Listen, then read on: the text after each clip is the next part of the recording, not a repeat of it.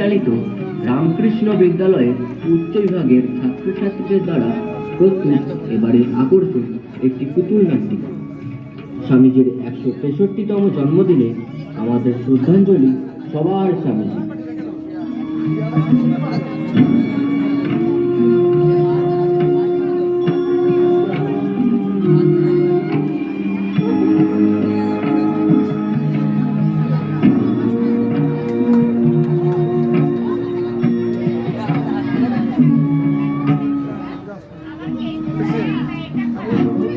সপ্তর্ষি মণ্ডল মাঝে ঋষিদের সামনে স্বামীজি করেন বসি যোগাসন। শিষ্যবেশে রামকৃষ্ণ কহিলেন, তাই যাইতেছি, সাথে যেতে হবে যে তোমায়। ওই যে 7 জন ঋষি বসে আছেন, ওরা ভগবানকে ডাকছেন, ধ্যান করছেন। কোথা থেকে সেখানে একটি ছোট্ট ছেলে এলো। ছেলেটি এগিয়ে গিয়ে দুহাত মেলে একজন ঋষির গলা জড়িয়ে ধরল, আদর করে তাকে ডাকতে লাগলো যাতে তার ধ্যান ভাঙে। অনেকক্ষণ ডাকার পরে ঋষি চোখ মেলে চাইলেন। ছেলেটিকে দেখে খুবই আনন্দ পেলেন। ঋষিকে চোখ মেলে চাইতে দেখে ছেলেটি বলল, আমি যাচ্ছি, তোমাকেও যেতে হবে। ঋষি প্রচন্ড চিত্তে সম্মতি প্রদান করলেন। সেদিনের ওই ঋষি স্বামী বিবেকানন্দ রূপে আমাদের মাঝে অবতীর্ণ হয়েছিলেন। আর সেই ছেলেটি হলো শ্রী রামকৃষ্ণ দেব নিজেই। এভাবেই 2 মহাপুরুষ এই ধরাধামে এসেছিলেন মানুষের মঙ্গল করার ধর্ম নিয়ে।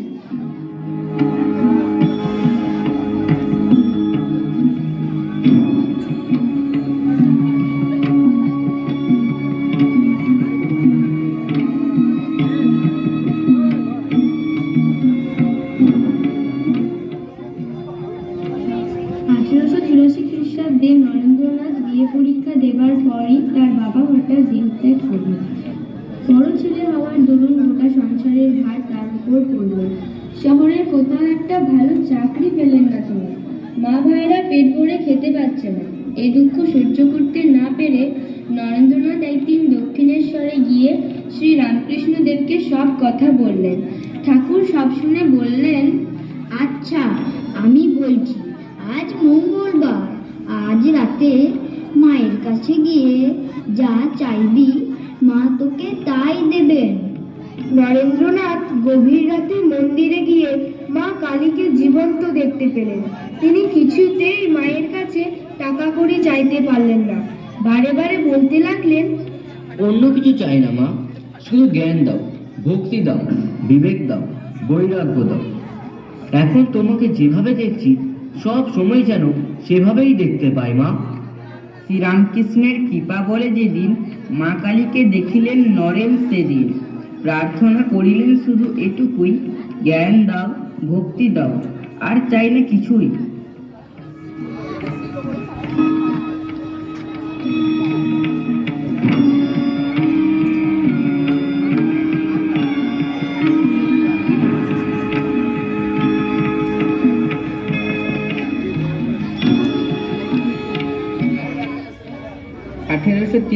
খ্রিস্টাব্দের 11ই সেপ্টেম্বর আমেরিকার শিকাগো শহরের একটি মস্ত বড় হল ঘরে এক ধর্ম মহাসভায় স্বামীজি আমন্ত্রিত হন। সবাই বক্তৃতা দিতে ওঠে স্বামীজি বলেন, হে আমেরিকাবাসী, ভগিনী ও ভাতৃবৃন্দ,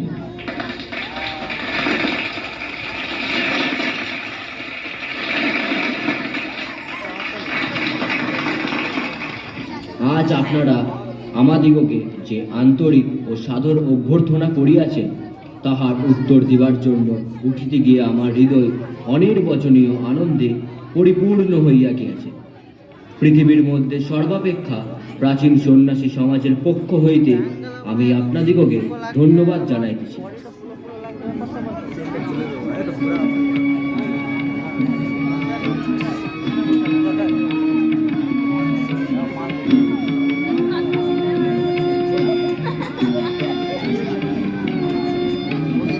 এই বক্তৃতার মাধ্যমেই স্বামীজি আমেরিকা তথা সমগ্র পৃথিবীর মন জয় করে নিলেন।